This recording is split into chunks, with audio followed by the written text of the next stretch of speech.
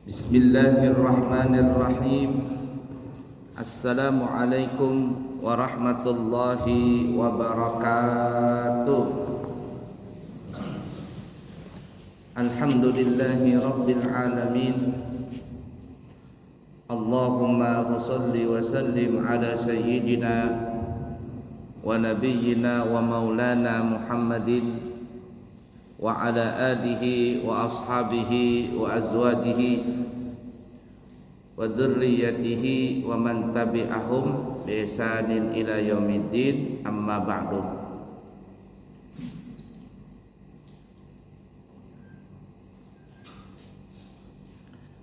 Para jamaah sekalian yang disayangi Allah dan dicintai Allah, sebelum kita melanjutkan, kami akan memberikan informasi bahwa di pesantren kami Al-Islami Nurul Anwar Amburawang Darat saat ini mempunyai program baru, yaitu memberikan beasiswa kepada dua golongan santri. Yang pertama adalah kami akan memberikan beasiswa kepada anak yatim.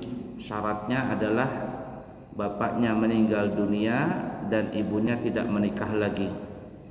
Dan anak yatim yang kami terima ini mendapatkan beasiswa dari pesantren adalah untuk tingkat SD, sekolah dasar, atau di pesantren namanya ULA. Kemudian yang kedua, kami berikan juga beasiswa kepada du'afa, yaitu keluarga yang kurang mampu. Syaratnya ada dua. Yang pertama adalah menunjukkan surat ketidakmampuan dalam keluarga, ditunjukkan dari tingkat RT dan kelurah. Kemudian yang kedua, syaratnya anaknya tidak terkena kenakalan remaja. Anaknya baik, yakni tidak merokok, tidak ngelem, tidak masuk anak geng, tidak masuk geng motor dan lain sebagainya, dan ingin bercita-cita belajar di pesantren. Karena niat kita membangun pesantren itu adalah salah satunya menyiapkan anak-anak di masa depan sebagai pejuang dakwah Nabi kita, penerus dakwah Nabi kita Muhammad sallallahu alaihi wasallam. Dan orang yang berdakwah meneruskan perjuangan Nabi kita itu tidak mesti jadi kiai. Artinya boleh dia jadi pengusaha, boleh menjadi pejabat dan sebagainya, tapi mereka semuanya berjalan di dalam perjuangan Nabi Muhammad SAW. Karena Nabi juga pedagang, Nabi juga pengusaha, Nabi juga pengembala, Nabi juga seorang pemimpin perang, pemimpin rakyat dan sebagainya. Artinya generasi-generasi yang kita siapkan itu adalah sebagai generasi pejuang untuk dakwah Nabi Muhammad sallallahu alaihi wasallam. Nah, jadi apabila ada dua kategori ini, anak yatim dan du'afa, maka kami siap menerimanya. Sedangkan du'afa atau keluarga yang kurang mampu, itu anaknya kami akan beasiswakan dari tingkat SD, SMP dan SMA. Kemudian yang kedua, insya Allah kami akan berangkat umrah membawa jamaah. Insya Allah kalau tidak ada perubahan jadwal di tanggal 14 September dan 12 Rabiul Awal, insya Allah kita tepat berada di kota Madinah, berziarah langsung ke makam Nabi Muhammad sallallahu alaihi wasallam. Untuk keberangkatan September sudah ditutup dan kita buka untuk keberangkatan Oktober, November, Desember dan seterusnya. Harga normal 32 juta rupiah dari Balikpapan dan sudah include semuanya, termasuk city tour sampai ke Thaif, ke Pasar Kakia, ke Jabal Mahnet dan lain sebagainya. Dan apabila ada yang kepingin mendapatkan harga spesial, harga 27 juta rupiah, sama fasilitasnya, harinya sama, 12 hari, fasilitas hotel pesawatnya sama, kami akan buka promo tersebut. Spesial itu harinya yaitu di tanggal 8 September 2024 hari Ahad dalam acara peringatan Nabi besar Muhammad SAW di pesantren. Jadi yang kepingin harga 27 juta syaratnya hadir di tanggal 8 September 2024 hari Ahad dalam peringatan Nabi Muhammad SAW. Ya, syaratnya hadir dan mendaftar saat itu juga. Harga 27. Ya, didiskon 5 juta. Nah, kalau seandainya tidak hadir, maka harganya normal seperti biasa. Kemudian yang kepingin berangkat umrah plus Dubai 15 hari perjalanan, bahkan bisa sampai 17 hari kalau kita sampai di Jakarta bermalam, itu kita akan buka harga sebanyak 37 juta rupiah berangkat di akhir Desember ya. Jadi plus Dubai ya, umrah plus Dubai. Dan yang kepingin berangkat haji tahun depan dengan visa haji, bukan visa ziarah tapi visa haji asli, kami buka hotel bintang 4 dengan harga 300 juta rupiah dan hotel bintang 5 dengan harga 400 juta rupiah. 300 juta dan 400 juta. Siapa tahu ada yang berminat, kami buka pendaftaran dari sekarang. DP-nya sebanyak $4.000, kurang lebih 60 juta sampai 70 juta. Ya, DP-nya $4.000. Nah, mungkin seperti itu ya. Baik, mari kita lanjutkan pelajaran kita. Memilih calon pasangan hidup. Memilih pasangan hidup. Nah, kemarin kita sudah membahas tentang fadilah orang yang menikah. Kemudian kita akan membahas tentang memilih pasangan hidup. Disebutkan di dalam riwayat hadis Nabi kita Muhammad sallallahu alaihi wasallam bersabda, khairun nisa'i imra'atun in nadharta ilaiha sarratka wa in amartaha ata'atka wa in ghibta anha hafidhaska fi malika wa nafsiha.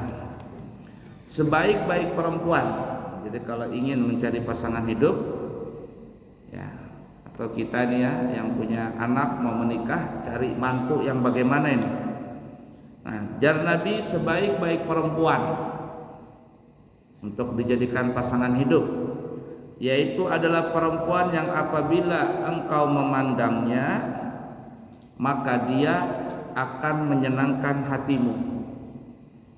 Jadi kalau si laki-laki itu memandang istrinya, suaminya akan senang. Kenapa? Karena laki-laki itu sudah fitrahnya adalah jatuh cintanya si laki-laki itu lewat mata. Laki-laki itu jatuh cintanya lewat mata. Dan survei membuktikan seorang laki-laki itu bisa jatuh cinta hanya dalam jangka waktu 10 detik. Ya, kalau ngelihat ada cantik, dalam jangka 10 detik bisa jatuh cinta dia, si laki-laki ini. Error dia punya otak tuh. Kita ini error otak kita itu. Itu sudah fitrah laki-laki, wajar itu ya. Jadi kalau ngelihat perempuan cantik begitu, 10 detik bisa jatuh cinta. Nah, oleh karena itu kata Nabi, sebaik-baik perempuan kalau sudah jadi istri itu apabila dipandang oleh suaminya, suaminya akan suka, akan senang hatinya. Artinya si perempuan itu, si istri ini pandai-pandailah untuk merias kecantikannya, kecantikan zahir dan kecantikan batinnya. Jangan sampai matanya suaminya itu dibikin tidak enak untuk dilihat. Nah, jadi percantiklah istri itu, percantik dirinya. Mohon maaf ya, itu Mama Dedeh kalau nggak salah beliau pernah bilang, kalau jadi seorang istri itu maunya sebaiknya lebih hebat daripada seorang pelacur, seorang perempuan tunasusila. Kalau perempuan tunasusila itu bagaimana dia menggoda laki-laki hidung belang di luar itu dengan rayuan mautnya, dengan gombalannya, dengan macam-macam lah. Nah, seorang istri sepantasnya lebih liar daripada seorang pelacur yang ada di luar sana. jadikan dirinya lebih hebat daripada seorang pelacur. Karena itu nih Nabi mengatakan sebaik-baik perempuan seorang istri itu apabila seorang suaminya melihat dia akan menyenangkan hati istri, menyenangkan hati suaminya. Kenapa? Karena itu sudah fitrah. Laki-laki jatuh cintanya lewat mata. Dan survei membuktikan, psikologi mengatakan laki-laki itu hanya memerlukan 10 detik untuk jatuh cinta tadi. Itu. Lain perempuan. Perempuan itu susah untuk jatuh cinta. Jatuh cintanya bukan lewat mata, jatuh cintanya perempuan lewat telinga. Apabila seorang suami pandai merayu, menggombal apa saja, habis sudah meleleh itu perempuan, walaupun laki-lakinya jelek. Nah, makanya ada perempuan, kamu mau cari suami yang bagaimana? Yang lucu katanya. Yang lucu, yang ganteng biasa, nah yang lucu. Artinya karena perempuan itu memang suka ngomong, suka bicara, suka ngobrol, ngarul ngidul kemana kemari, dan suka dirayu. Itu watak perempuan seperti itu. Ya. Jadi kalau ada laki-laki yang suka bicara dengan istrinya, senang dia. Ya, suka dipuji, suka apa. Nah, makanya salah satu bohong yang dibolehkan di dalam agama, ya, yang kata ulama bohong yang boleh itu salah satunya adalah rayuan seorang suami kepada istrinya. Rayuan seorang suami kepada istrinya, walaupun tidak benar, tapi yang namanya rayuan ini rayu saja sebisa mungkin, karena perempuan itu ya memang fitrahnya jatuh cintanya adalah lewat telinganya. Baik, kita kembali. Jar Nabi tadi sebaik-baik perempuan apabila sebaik-baik istri apabila suaminya melihat, maka suaminya akan senang. Yang kedua, wa in amartaha ata'atka, apabila seorang suami itu memerintahkan kepada istrinya, dia akan taat. Maksud di sini adalah perintah yang tidak bertentangan dengan agama.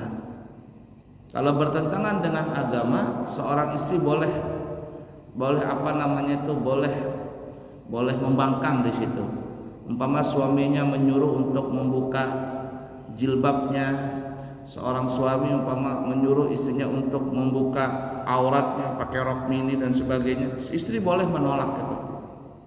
Atau dalam hubungan badan, umpama seorang suami meminta hubungan badan lewat pintu belakang, maka istri boleh menolak di situ. Boleh. Kenapa? Karena itu keluar daripada syariat tadi. Tapi selama itu tidak bertentangan dengan syariat, maka sang istri itu wajib mentaati suami. Ada seorang ustadz dari Medan, tahu siapa namanya? Itu kayaknya lagi naik daun juga itu ustadz. Kata dia, seorang istri itu tidak wajib memasak, tidak wajib nyuci, tidak wajib bersih-bersih rumah, tidak wajib. Dalam Islam tidak ada kewajiban seorang istri. Istri itu kewajibannya cuma satu, melayani suami, itu aja sudah. Bahkan memang benar dalam agama itu, bahkan istri itu tidak wajib menyusui anaknya. Kalau dia punya anak tidak wajib. Dan kalau istri itu menyuruh suaminya untuk cari orang lain, pembantu dan sebagainya, suami wajib itu. Si istri boleh meminta suami untuk mencarikan pembantu. Syaratnya seorang istri itu kewajibannya cuma ada 2, kata Ustaz itu ya. Ada 2. Yang pertama taat kepada Allah. Jadi apa yang diperintahkan Allah kerjakan. Tidak wajib yang sunat, yang wajibnya aja, sholat, puasa, yang wajib-wajibnya aja. Yang kedua, taat dengan suami. Taat dengan suami. Jadi istri itu tidak wajib menyuci. Tapi kalau suami menyuruh untuk istrinya nyuci baju, wajib istrinya nyuci baju. Nah, di situ dia kenanya di situ lagi. Istri tidak wajib memasak, tapi ketika suami minta untuk dimasakkan, wajib suami istri itu untuk memasakkan suaminya. Kenanya di situ lagi tuh. Kenanya di situ lagi. Ya ala kulli hal ya.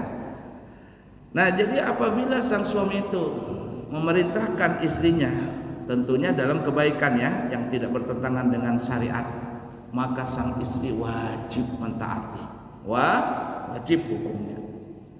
Bahkan permintaan suami itu lebih diutamakan daripada permintaan seorang permintaan orang tuanya.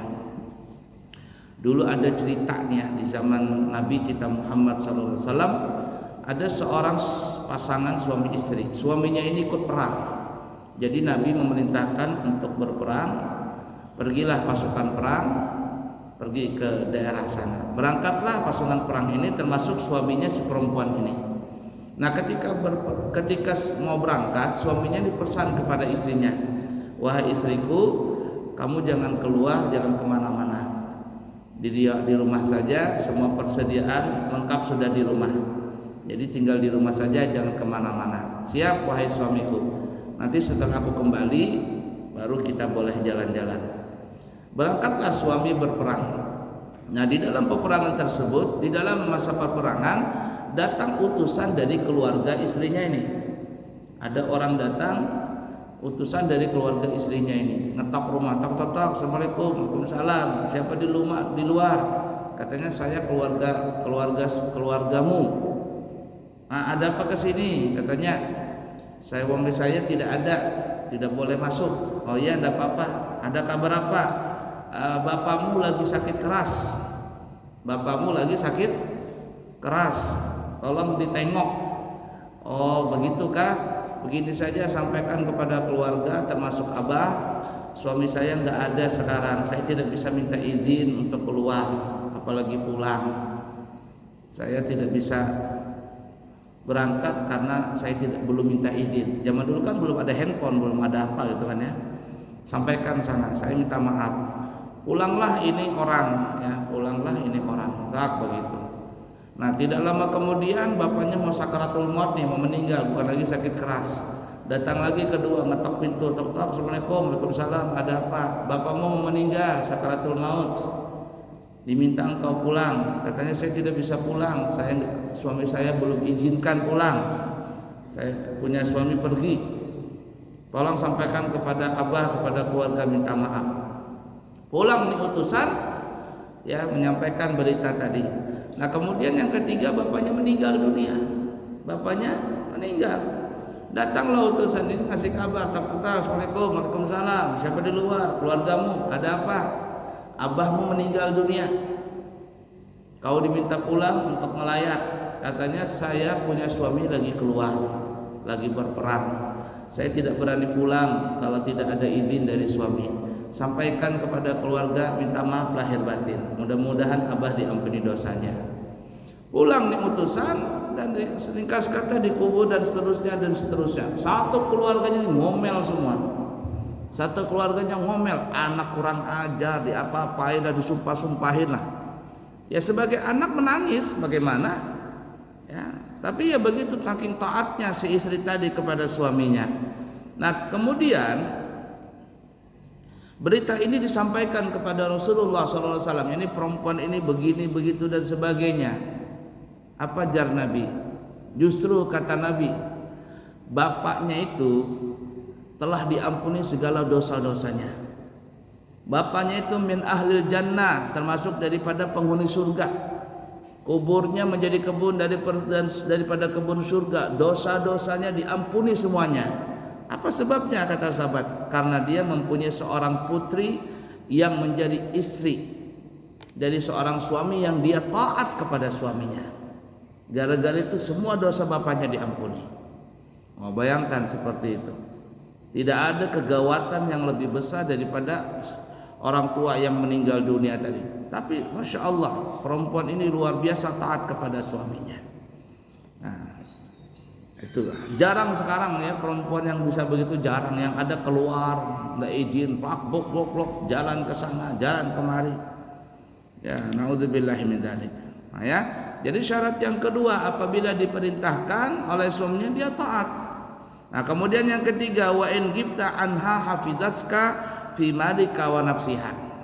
Dan apabila engkau tidak ada di rumah, suaminya kerja, suaminya kemana lah dan sebagainya, maka sang istri tadi akan menjaga harta suaminya dan menjaga dirinya. Artinya ketika suaminya nggak ada, itu rumahnya dia, hartanya dia, apapun yang berkaitan dengan rumah, dengan keluarganya, anak dan sebagainya, dia jaga sebenar-benarnya. Nah, bukan ketika suami nggak ada, la ilaha illallah, berhimmat sang istri tadi berdandan keluar, kumpul dengan teman-temannya, apa bahasa kitanya, wanita sosialita, apa istilahnya itu? La ilaha illallah, ketika nggak ada suami. Tidak boleh seperti itu. Hambur duit suaminya, dihambur-hamburkan, dibuang-buang ke sana kemari. Kemudian dia tidak menjaga kehormatan dia, bersolek sampai dilihat dengan laki-laki yang tidak baik. Joget-joget di depan apa namanya itu media sosial, TikTok lah apa sebagainya. Kasihan suaminya yang mencarikan harta, suaminya yang beribadah. Gara-gara istrinya tadi, suami ini bisa terkena dosa juga. Jadi itu sebaik-baik perempuan. Tapi laki-laki, jangan Nabi khairukum linisaikum, kebalikannya nih. Kita ini laki-laki, kaum laki-laki, khairukum linisaikum, sebaik-baik kalian laki-laki ini kita semuanya adalah orang yang paling baik dengan istrinya. Kita laki-laki ini dianggap mulia di sisi Allah, di sisi Nabi, apabila kita paling baik dengan istri kita. Paling baik, royal dengan istri. Istri minta ini belikan, ya, minta ini belikan. Memang wajar, kita laki-laki ini memang dituntut untuk mencari duit. Jadi selama istri kita tuh minta ini, abahnya tukarkan ini, abahnya belikan baju, belikan ini, wajar itu, wajar, ya. Dan itu sifat wanita. Biarkan saja dia punya baju banyak, tidak apa-apa. Biarkan saja dia punya sepatu, tas banyak, biasa, itu memang sifat perempuan. Selama dia masih minta sesuatu dengan kita, itu perempuan wajar itu.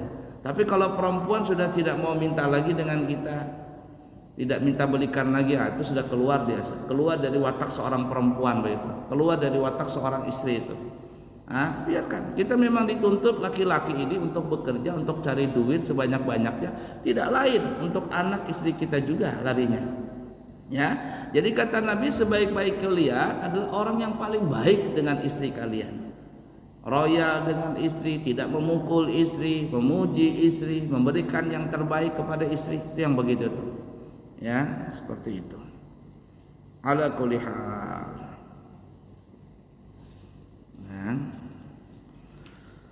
Kemudian untuk zaman sekarang nih, zaman sekarang itu para pakar mengatakan sifat perempuan yang paling baik itu untuk zaman sekarang ya, kalau ingin melihat perempuan itu baik atau tidak itu cuman ada dua sifatnya, ada dua, ya, yaitu pertama, tidak suka berbohong. Karena memang perempuan itu suka banget bohong. Perempuan tuh suka banget, jago banget bohongnya. Perempuan jago bohong, laki-laki jago bohong, perempuan lebih jago berbohong. Itu sudah watak perempuan. Ya, laki-laki mungkin pandai berselingkuh, perempuan itu 2 kali lipat dia pandai berselingkuh. Itulah perempuan itu. Hampir rata-rata perempuan seperti itu. Banyak sekali. Naudzubillah. Apalagi zaman sekarang itu.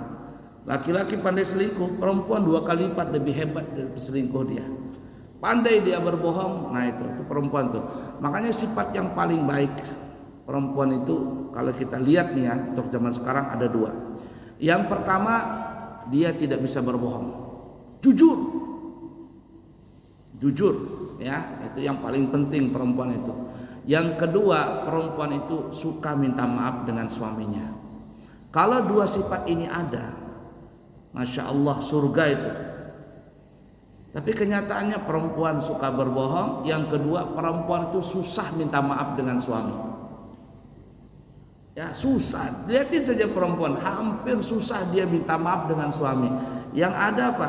Suami yang selalu salah. Namanya suami salah. Perempuan tidak pernah salah. Kalaupun dia salah, yang salah bukan istrinya, yang salah suaminya itu. Itu banyak sekali seperti itu. Tidak pernah minta maaf. Walaupun minta maaf cuman Idul Fitri, itu pun cuman pagi hari, siangnya sudah berubah lagi kembali kepada watak yang aslinya itu, ya. Marah malah lagi ngomel gitu.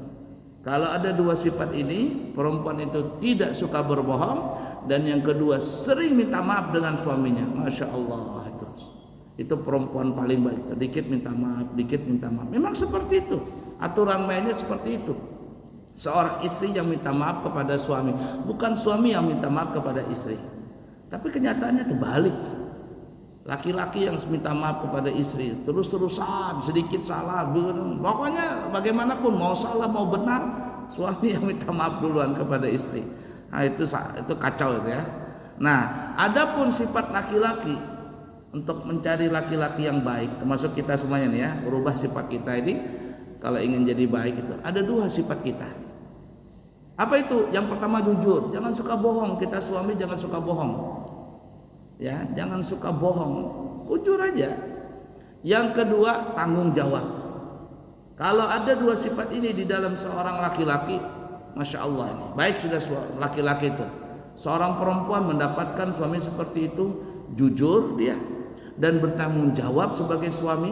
Dia jaga istrinya, dia jaga anaknya. Qu anfusakum wa ahlikum nara. Jagalah dirimu dan keluargamu dari api neraka. Selamat itu. Suaminya itu adalah laki-laki yang paling baik di antara semua laki-laki. Nah, jadikah diri kita ini sebagai suami ini ya, jujur sehadap istri, kemudian apa lagi? Bertanggung jawab. Sebagai suami kita jaga istri kita, kita jaga anak kita. Dari apa? Dari semua gangguan-gangguan yang ada di luar. Ngeri, zaman sekarang ini sangat mengerikan sekali. Ya, terutama media sosial itu sangat berbahaya untuk zaman sekarang ini. La ilaha illallah Muhammad Rasulullah sallallahu alaihi wasallam. Kemudian kita masuk mencari perempuan untuk dinikahi, itu yang bagaimana? Apakah yang bujangkah ataukah yang janda? Ya, ini apa namanya dari segi status nih ya. Dari segi status mau yang janda kah, mau yang masih bikran, mau masih bujangan, masih perawan maksudnya. Semuanya itu punya prioritas ya, punya kemuliaan. Yang apa namanya, yang bujang, yang gadis maksudnya, yang masih perawan, itu ada mempunyai kemuliaan. Yang janda juga ada mempunyai kemuliaan. Yaitu relatif ya, maksudnya seorang laki-laki ya mau pilih yang janda boleh, mau yang perawan boleh. Jadi yang memilih istri yang perawan itu memang ada hadis kemuliaan tentang yang perawan. Memilih janda juga ada kemuliaan hadisnya. Dan kita melihat dalam sejarah Nabi kita Muhammad sallallahu alaihi wasallam, dalam riwayat dikatakan istri beliau ada 9, dalam riwayat yang lain ada yang mengatakan 11, dalam riwayat yang lain ada 13 istri beliau. Ala kulli hal berbeda pendapat di antara ulama. Ada yang 9 mengatakan 11 atau 13. Semuanya itu hampir rata-rata adalah semuanya janda. Hanya satu yang bujang. Siapa itu? Hanya satu yang gadis perawan, Siti Aisyah. Itu saja. Yang lainnya semuanya rata-rata adalah janda. Nah, jadi yang memilih janda ada kemuliaannya, yang memilih bujang juga ada kemuliaannya. Ada hadis-hadis tertentu dalam memilih seperti itu. Nah, cuman karena kita di sini membahas tentang kemuliaan orang yang pertama kali menikah, maka yang dianjurkan adalah untuk mencari yang bujang. Nah, kemudian juga dicari istri yang apa namanya, peranakan, apa jar orang tuh, pandai beranak apa namanya itu, subur. Nah, ini subur. Nah, disebutkan dalam riwayat Abu Daud dan Imam Nasai bersumber daripada Ma'qal bin Yasar. Qala jaa rajulun ila Nabi sallallahu alaihi wasallam. Dan Ma'qal bin Yasar, ada seorang laki-laki datang kepada Nabi Muhammad sallallahu alaihi wasallam. Faqala, maka dia berkata, inni asabtu imra'atan data hasabin wa jamalin wa annaha la talidu fa atazawwajuha. Qala la. Thumma atahu thaniya fanahahu. Thumma atahu thalitha faqala tazawwajul wadud al walud. Kata Ma'qal bin Yasar, ada seorang laki-laki nih ya, datang kepada Nabi Muhammad sallallahu alaihi wasallam dan dia berkata, ya Rasulullah, Bahasa kitanya ya, saya naksir seorang perempuan, saya menemukan perempuan, saya naksir dengan dia. Pokoknya perempuan itu data hasabin wa jamalin, perempuannya bangsawan dan cantik jelita. Artinya keturunan darah biru nih ya. Keturunan orang terhormat dan cantik jelita perempuannya. Namanya orang darah biru kan ya perawatannya lebih banyak, lebih bagus. Pokoknya perempuannya cantik dan bangsawan. Tapi sayangnya Rasul, perempuan ini adalah mandul. Mandul. Bagaimana ya Rasul? Apakah aku menikahinya?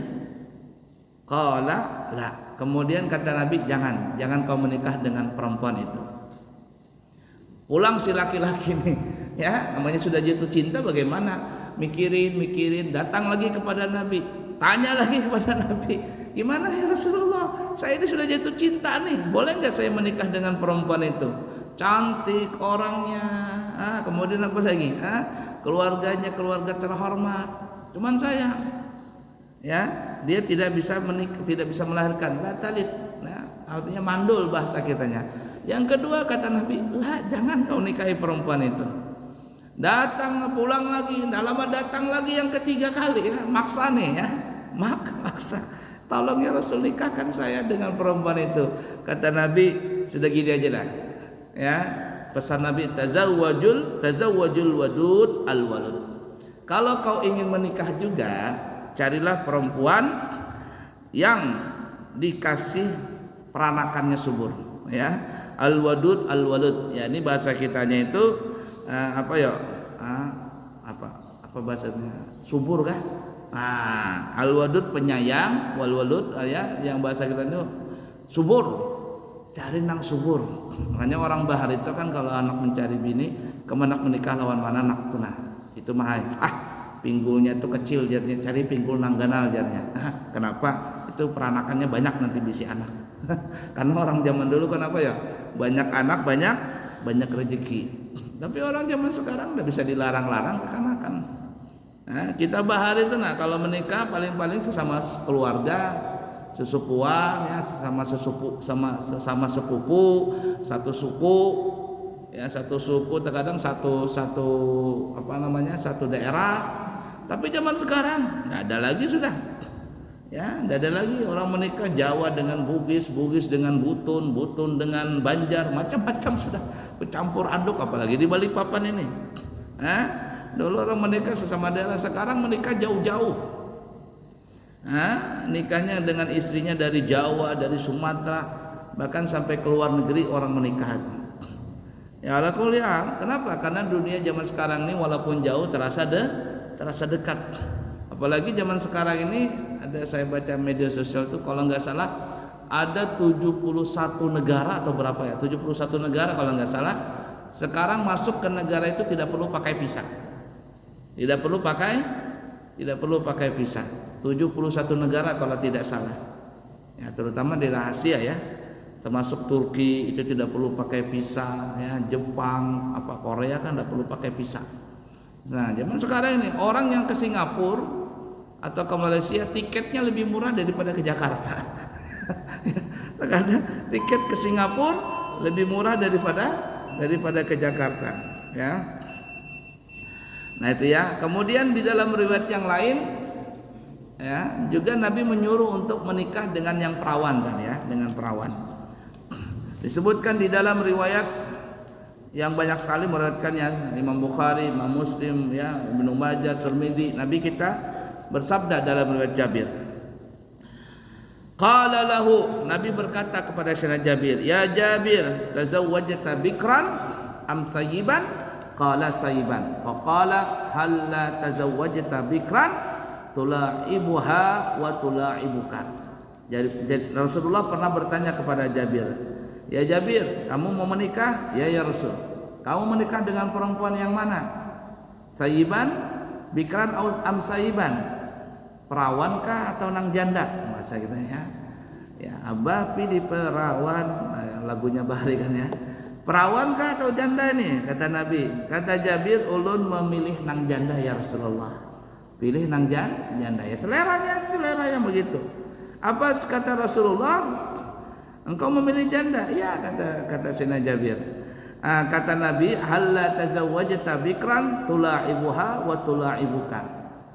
Kenapa engkau tidak milih perawan? Jangan di bahasa kitanya, alangkah baiknya bahasa kitanya kalau engkau memilih, pilihlah yang perawan, kata Nabi. Kenapa? Karena engkau bisa menjadikan hiburan buat dia dan dia bisa menjadi hiburan buat engkau. Artinya orang nang gadis ini, nang perawan itu biasanya apa bahasa kitanya itu? Manjanya itu lebih gimana gitu ya, namanya masih gadis, nanti perawan kan ya, jadi nang kayak bisa dimain-mainan gitu lah ya.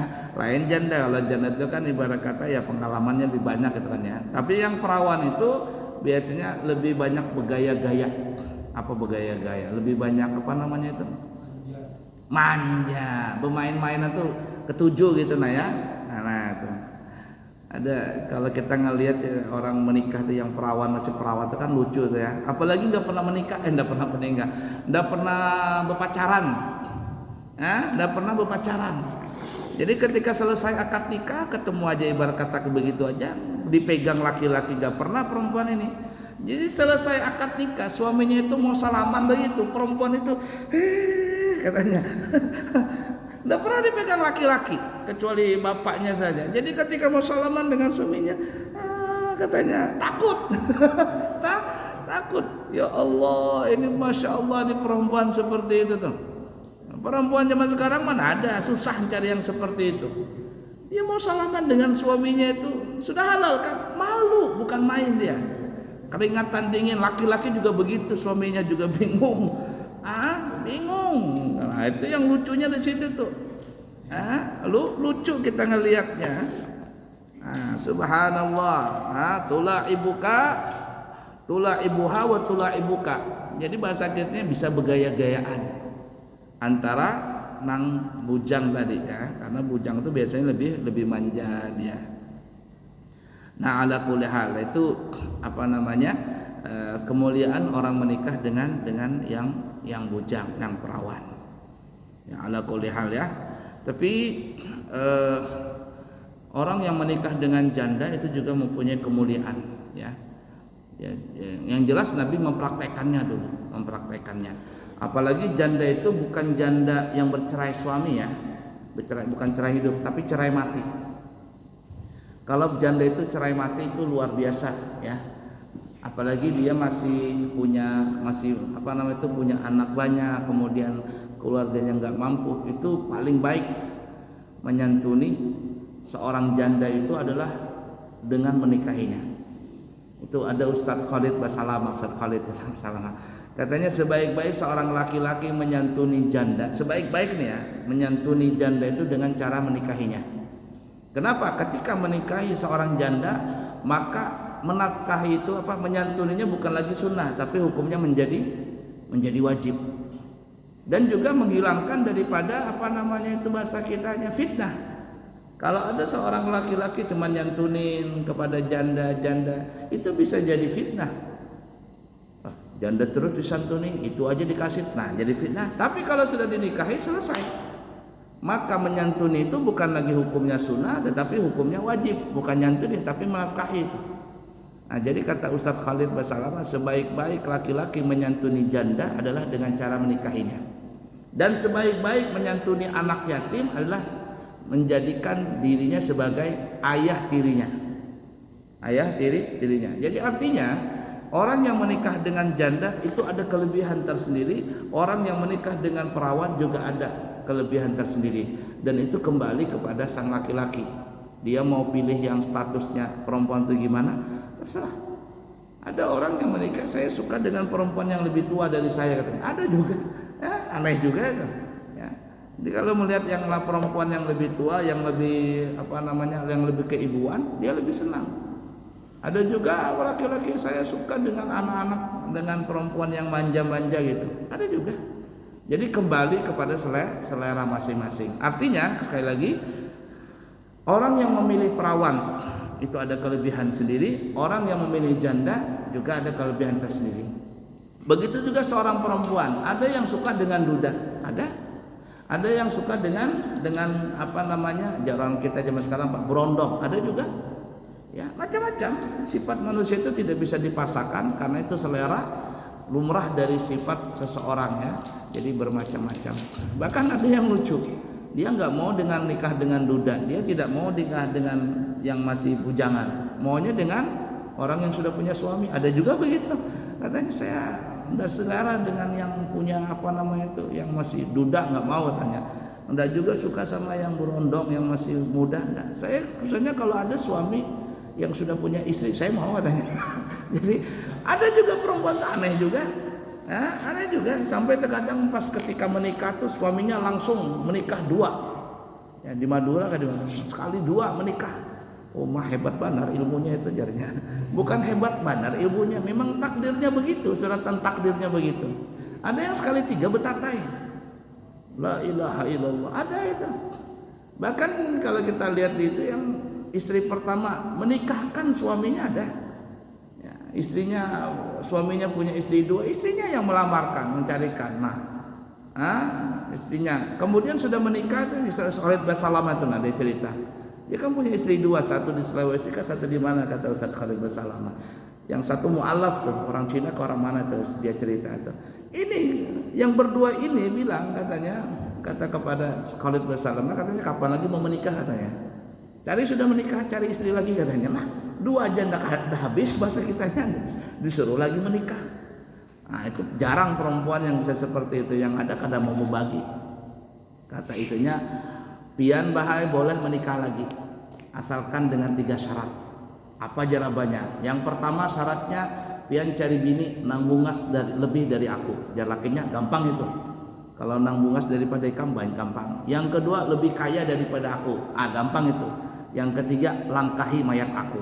Nah, yang ketiga ini katanya aku kada tahan jawabannya. Kalau langkahi mayat aku dulu selesai sudah urusan. Selesai. Ada orang katanya suksesnya seorang suami itu adalah dari doa istri. Dari doa istri. Artinya semakin banyak yang mendoakan semakin sukses kan. Bulik dia dengar ceramah itu, bulik suaminya ajar, kata suaminya katanya tadi penceramah bilang suksesnya seorang suami itu dari doa istri. Senang nih istrinya nih. Oh berarti abangnya sukses gara-gara aku ya. Iya katanya. Tapi kalau makin banyak yang mendoakan semakin sukses katanya. Kata istrinya, nah kalau begitu nggak mau bagi katanya. Ini terongnya, kalau mau dibagi 3 silakan aja katanya. Ya ala kulli hal ya, macam-macam lah wataknya manusia itu. Nah jadi seperti itu ya sifat manusia. Jadi kita intinya sebagai laki-laki, kata Nabi, khairukum linisaikum, sebaik-baik kalian adalah orang yang paling baik dengan istri kalian. Dan kita mau ingin jadi baik dengan istri, ingatin 2 sifat ini. Pertama, kita jujur, jangan suka bohong sama istri. Yang kedua, bertanggung jawab. Nah, perempuan yang paling baik untuk zaman sekarang ini adalah ada 2 sifat juga. Yang pertama, jangan suka bohong. Karena perempuan itu paling suka bohong. Laki-laki pandai bohong, perempuan 2 kali 3 kali lipat lebih pandai berbohong. Laki-laki bisa berselingkuh, perempuan lebih hebat berselingkuh daripada laki-laki. Jadi jangan suka berbohong. Yang kedua, perempuan yang paling baik itu adalah perempuan yang suka minta maaf kepada suaminya. Minta maaf kepada suaminya, minta ridha, minta halal. Kalau dia bisa melakukan minta maaf setiap hari kepada suaminya, Masya Allah, itu perempuan adalah perempuan yang paling solehah. Suami yang seperti itu mendapatkan istri seperti itu adalah laki-laki yang paling beruntung dia. Nah, ala kulli hal, perbaiki diri kita semuanya dan perbaiki keluarga kita. Insya Allah Allah berkahi kita semuanya dari dunia hingga akhirat. Amin ya rabbal alamin. Baik, kiranya cukup sekian. Insya Allah kita sambung lagi di kesempatan yang akan datang dalam bab meminang, bagaimana cara meminang ya, khitbah bahasa kitanya ya, khitbah. Baik, mudah-mudahan bermanfaat semuanya. Subhanakallahumma wa bihamdika asyhadu an la ilaha illa anta astaghfiruka wa atubu ilaihi wa akhiru kalam. Wassalamu alaikum warahmatullahi wabarakatuh.